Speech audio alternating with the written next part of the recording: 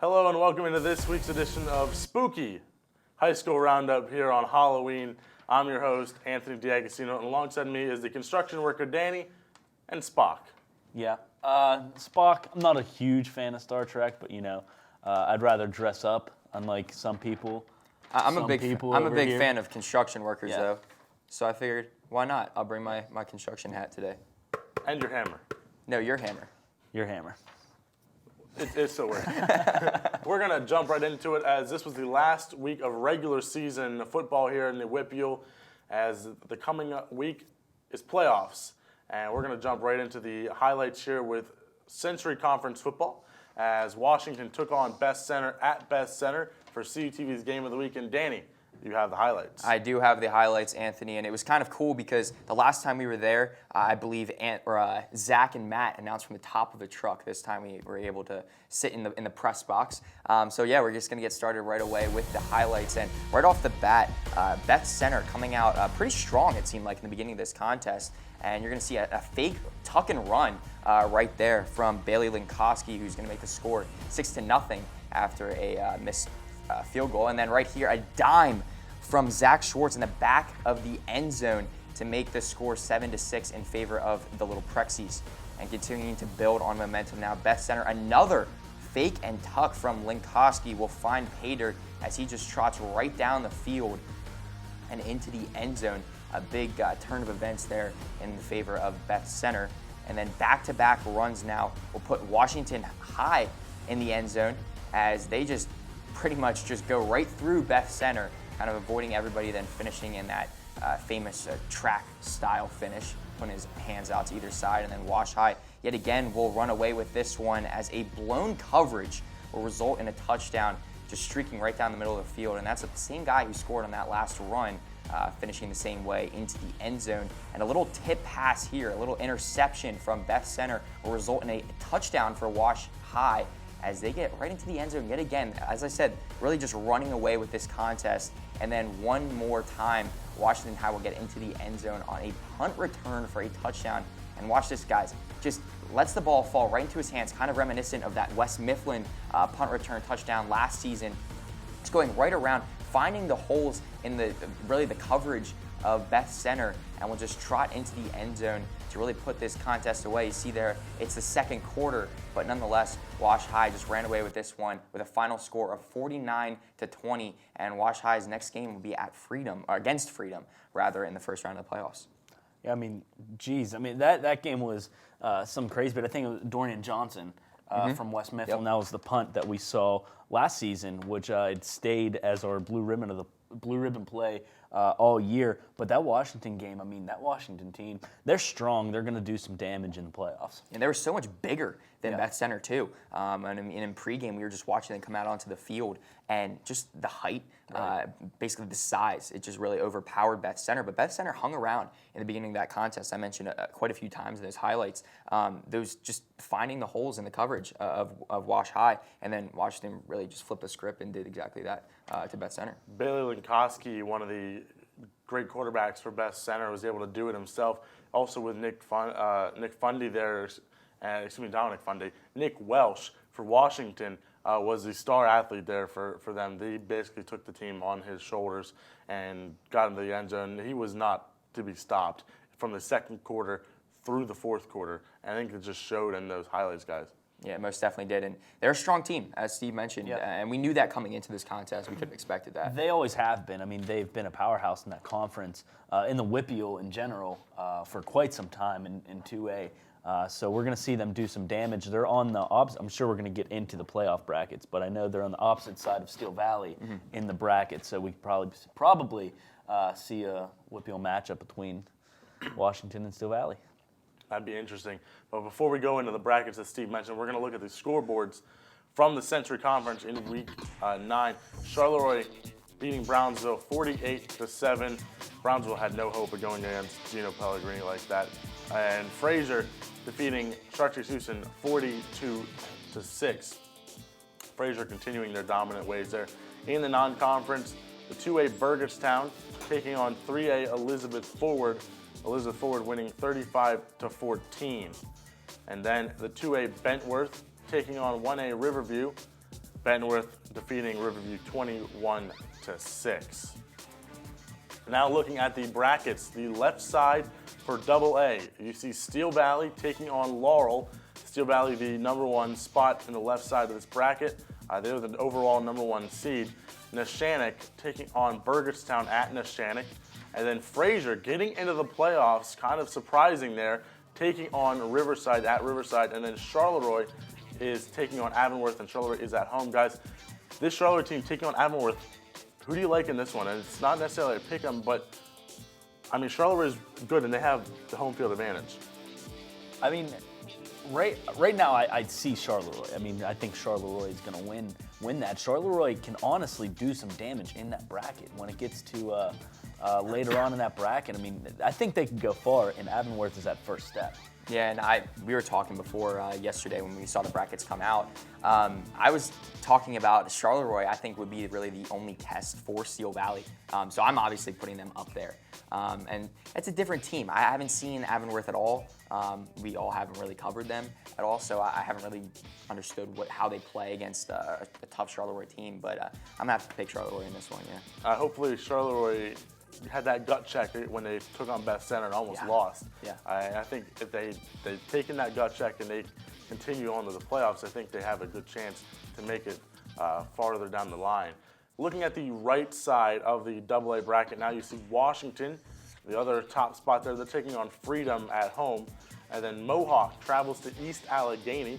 Then Cardinal World North Catholic takes on Brentwood at home. And then Beth Center getting into the playoffs. They're kind of squeaking in. They're taking on Sarah Catholic at Sarah Catholic. Guys, do you think Beth Center has a chance to be able to beat the Sarah Catholic team? Again, we haven't really seen Sarah Catholic at all.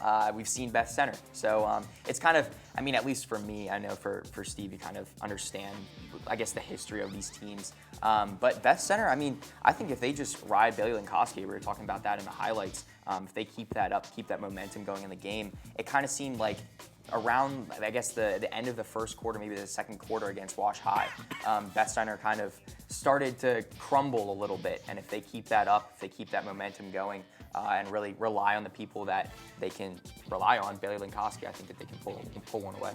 Yeah, you know what? I think Sarah Catholic can capitalize on Beth Center's mistakes. You know, the Beth Center has been playing teams that can't really do that in their conference. You know, they make some mistakes and then they regroup after that. But I think Sarah Catholic is a team that could really counter those mistakes and make them pay. So it's going to be a good one. I think Sarah Catholic can pull it off, but I wouldn't be surprised if Beth Center moved on in that bracket.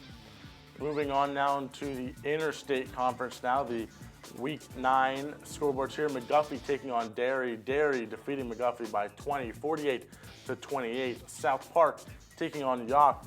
South Park defeating York 48-14. Continuing on in the Interstate Conference, Southmoreland was at Mount Pleasant. Mount Pleasant getting this win 64-21. They will not be in the playoffs, so but still getting a good last win is Mount Pleasant. As we look at the non-conference now, 3A Waynesburg took on 2A Southside Beaver.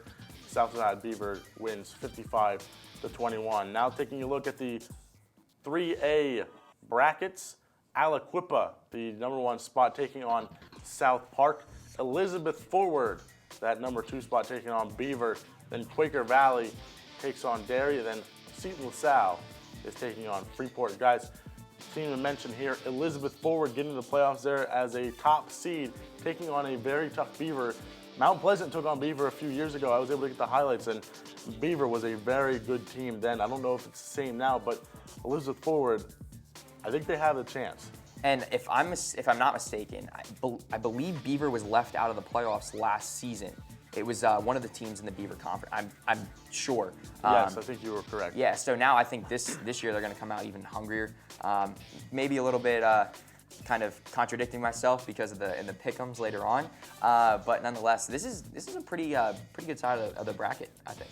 You know, I'm gonna say Beaver comes out on top with this one because yeah, Beaver maybe missed the playoffs last year, but Elizabeth Forward, they're not very experienced in these playoffs, especially these past couple seasons. Beaver is very hungry, but maybe Elizabeth Forward's just riding this high horse, and going through the playoffs, because I mean the playoffs, it is a different time. You play different in this time of year. So Elizabeth Forward could come out with a win, but I think Beaver is just more experienced and the more powerful team. Could Elizabeth Forward pull the Dairy of last season and kind of be the shocker in the playoffs?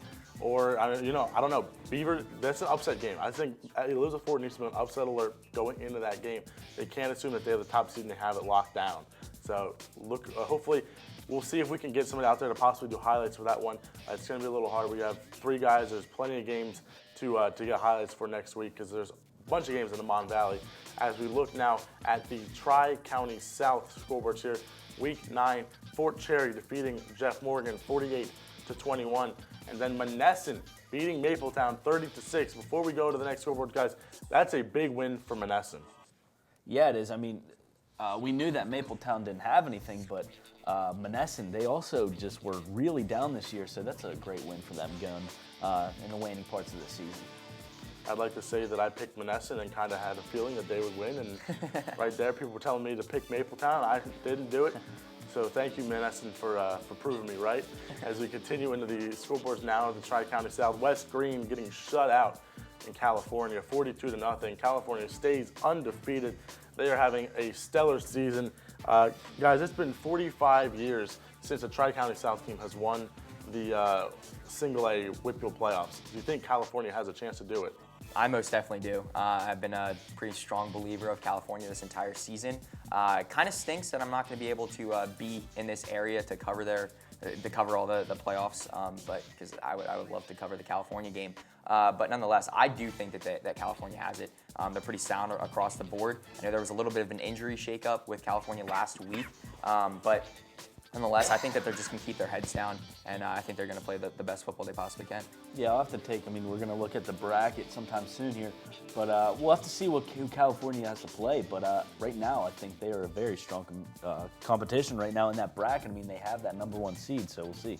Looking at the non-conference before we hit the brackets, Summit Academy defeating Avella 44-20, and then in a revenge from last season, Carmichael shutting out Bishop Canavan 36-0. If you remember last season, Bishop Canavan defeated Carmichael's by a huge margin. Carmichael's kind of scored first, and then Bishop Canavan scored, I believe 36 unanswered points, and then Carmichael's putting up 36-0. Kind of Carmichael showing who they are this season. As you look now at the brackets, California taking on Bishop Canavan in the first round here. A big test for California. Fort Cherry is taking on Union at Fort Cherry. Stowe Rocks travels to Amani Christian, and then Springdale is at Olsh. Guys, this California Bishop Canavan game, do you think California has it in the bag, seeing Carmichael shut out Bishop Canavan? No, I wouldn't say so. I mean, it's the playoffs. It's the first round. No matter where you're at in the playoffs, nothing is a guarantee.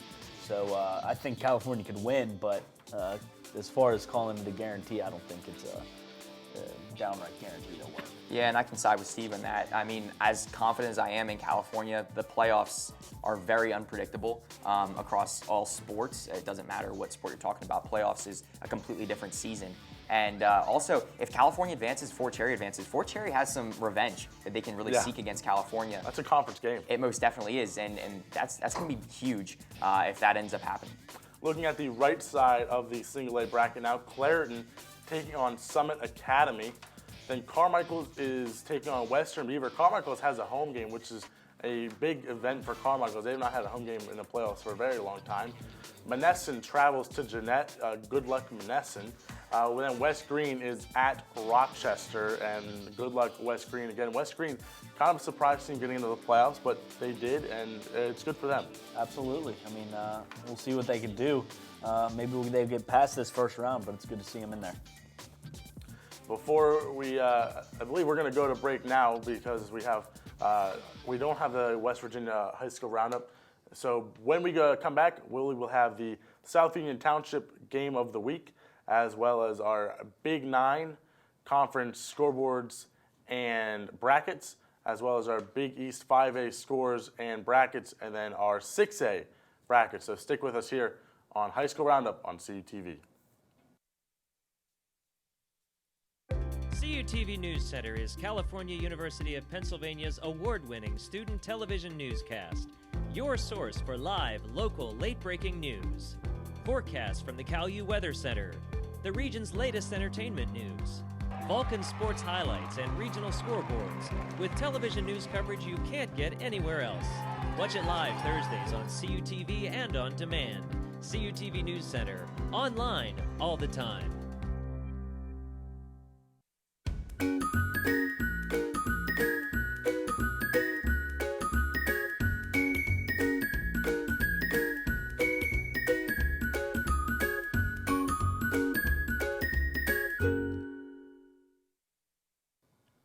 Welcome back to High School Roundup Live here on CUTV as we're going to jump right into the highlights from South Union Township's Game of the Week as Laurel Highlands took on Albert Gallatin on Laurel Highlands Senior Day.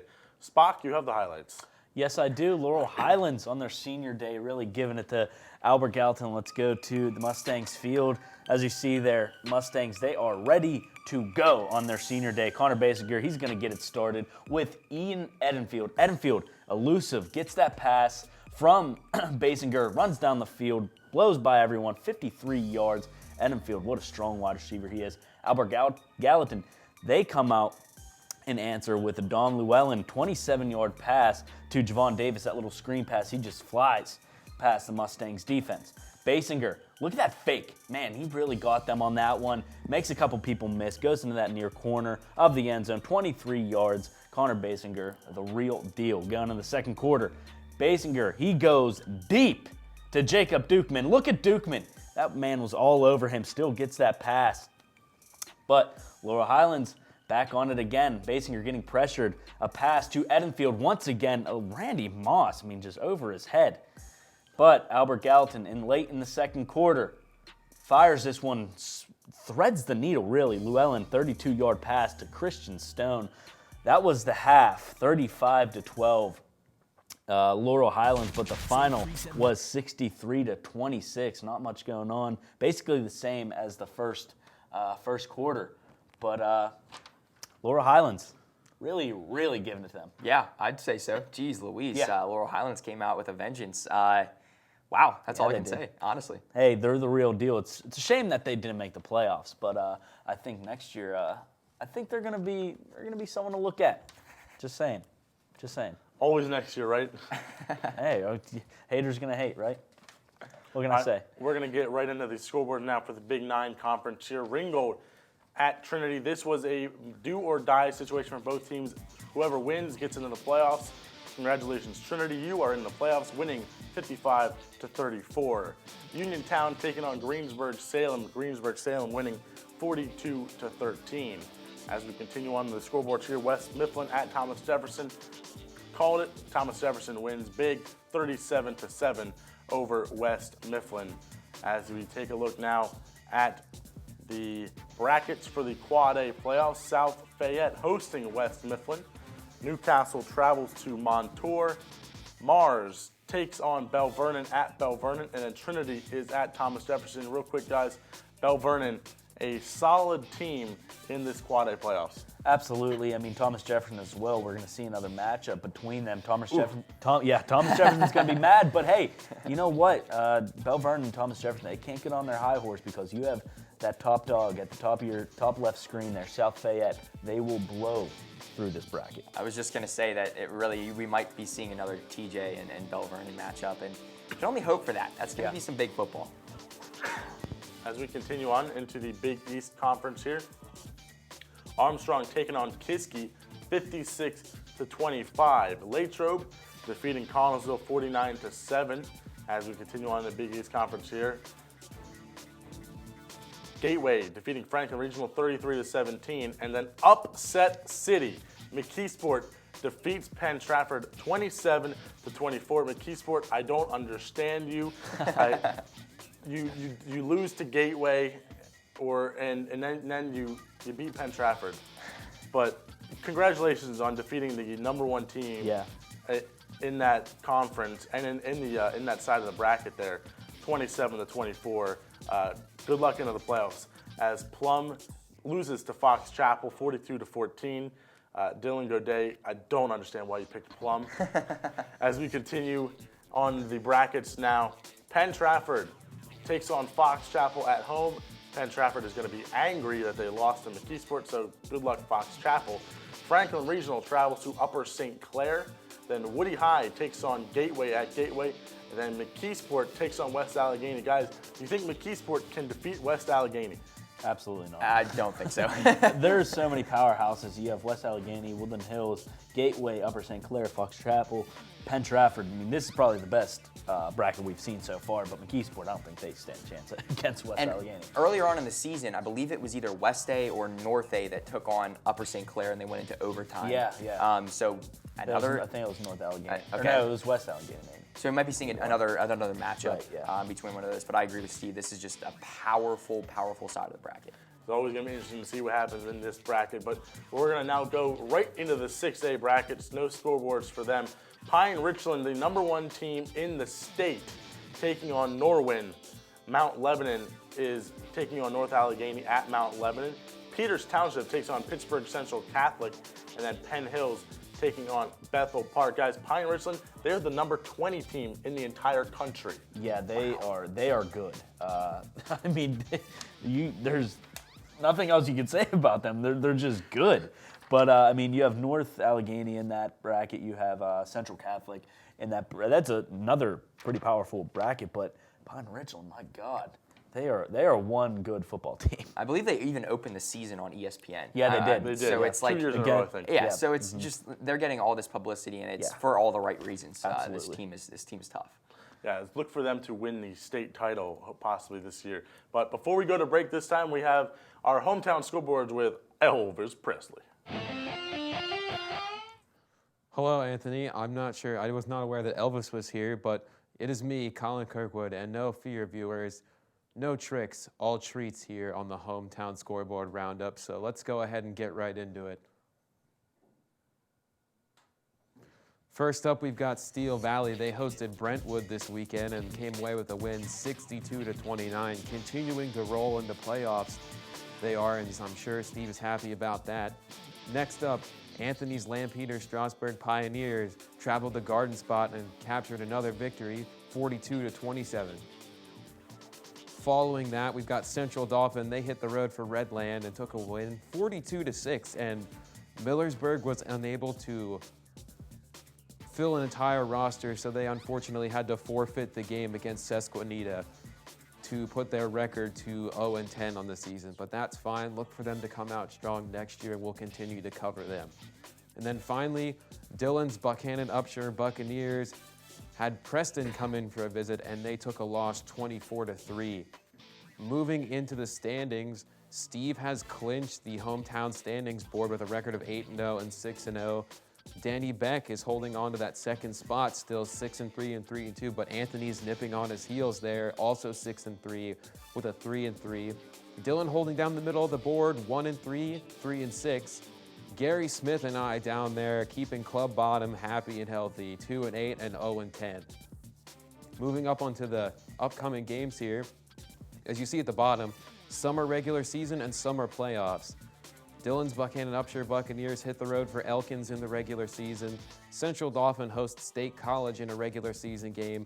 Cedar Crest travels to Lampeter Strasburg in another regular season game. And as I talked about earlier in the show, Laurel heads to Steel Valley for a playoff game. But make sure you keep it here because we've got lots more coming up here on High School Roundup. We've got our pick'ems with the famous Jody High Roll of the Week and the top 3 plays. So don't touch your remote. Stay here with Elvis and friends on CUTV.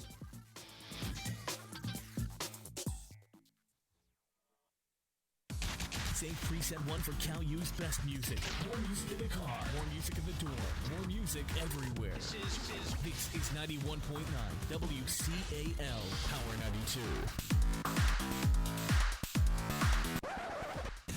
The home of the Vulcan Nation, playing Cal U's best music. 91.9 WCAL. WCAL Power 92.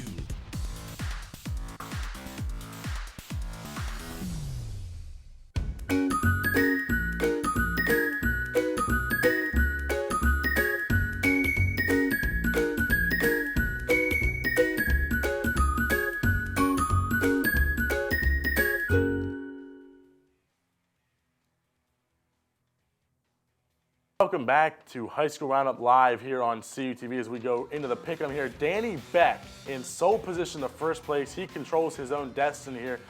Look at all the 3 and 2s though this past week. It was a crazy week of high school football. Danny is in the lead 28-12. Twitter falling to 2 and 3 the last week. They are 27 and 13. Me and Gary trying to get up there to Danny. We're 26 and 14. We both went 3 and 2. Colin moved up a little bit here. He's tied with Dylan, 24 and 16, and Dylan did the worst out of everybody, 1 and 4. Steve, Jody High Roller went 3 and 2. He's 19 and 21. Look for him to try to break 500 this week. I will, don't worry. I have a lot of good picks.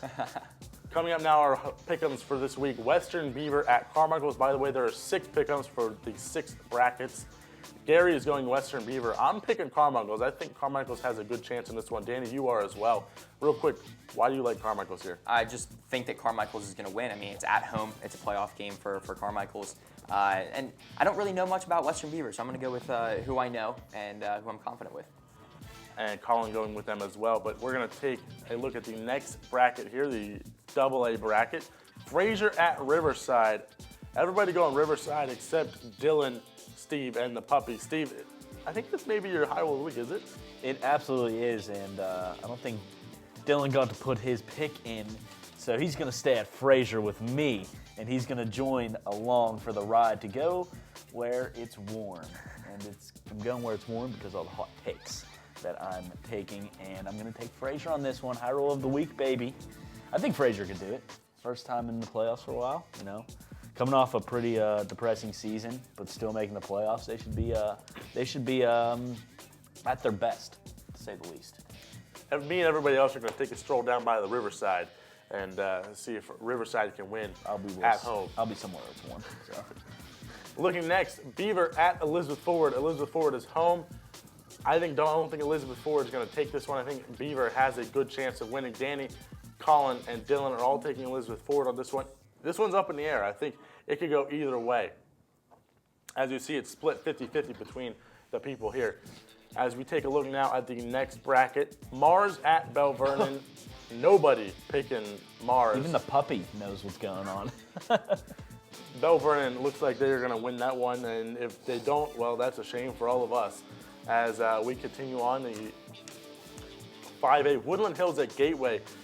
Gary and Danny and Dylan are all going Woody High. Danny, why do you pick Woody High on this one? I think that I mentioned when we were picking the pick'ems, kind of say it both twice. But Woody High has had a very rough season thus far. And we were talking about how the playoffs is a completely different season. I think this is where they're going to turn their season around. Look, I wouldn't actually, could you call it an upset? I don't know. No, not really, just because the Woodland Hills name. Yeah, so I mean, I don't know. I think Woody High is going to pull this one away. Looking at the 6A pick here, North Allegheny is at Mount Lebanon. Dylan's going Mount Lebanon with the puppy. Everyone else thinks North Allegheny is going to be able to defeat Mount Lebanon in that technically an upset. As that is our last pick'em, we will see who does well next week as we continue our show next week in the playoffs. But before we leave, we have our top 3 plays. So Gary Smith, roll the top 3 plays as number 3 going to Danny Beck. Yeah, and this one was from the Laurel Highlands and Albert Gallatin game. We're going to see a dime right here from Connor Basinger, throwing it right over the head of Albert Gallatin, and that was to Ian Edenfield. Number 2 play, I believe this one comes from Washington at that center. Yeah, and that is going to be a punt return there. I mean, watch him just so patiently. I mean, just puts the juke moves on. Left, right, down the middle. Few cuts, few jukes, just blowing past that best center defense for a huge punt return. The number 1 play here is this pass from Laurel Highlands. Had a man all over him. Ian Edenfield just makes the reception there, but will it be enough to make the blue ribbon play? No. McGuffey still with this just incredible run, breaking tackles everywhere. By the way, that was a really tough pick for me because I really think that pass play was just underneath this play. It was an incredible catch, though. The throw the was, throw. I mean, was phenomenal. Phenomenal, Connor Baszler yeah. is something special. I'm glad that you picked that McGuffey one for the blue ribbon play though, because I don't know. that play. Well, it's because it's your Laurel Highlands Mustangs. It's just the McGuffey game, the McGuffey run in general. Yeah, it was good. Beautiful. It was good. Staying on his feet, avoiding like going into the ground. I don't know. I'm just saying that there was a run in a Laurel Highlands game just identical to that It's one, 'cause the and it Mustangs. didn't. It got like 3 on the top 3 It's plays. the Mustangs. No It's the big deal. Mustangs. Back to you, Anthony. Well, that's going to do it for this spooky edition of High School Roundup here on Halloween Live on CTV. Thank you all for watching. We will be back next week with more playoffs here as the playoff show continues here on High School Roundup. If you want to involve yourself in the pick'em, we will have those picks on Twitter next Monday when the games come out. So make sure you go to @CUTV_PA and then vote in the poll. If you have any playoff games you went to and you have any highlights or video clips for us, make sure you tag @CUTV_PA and use the hashtag CUTVHSR. Thank you all for watching. For Danny Beck, Spock as Stephen Ruffing, and then Elvis Presley as Colin Kirkwood, and everyone else in the studio, Gary Smith and Darius in the control room. Thank you all for watching. I'm Anthony D'Agostino. Until next week, have a great day, everybody.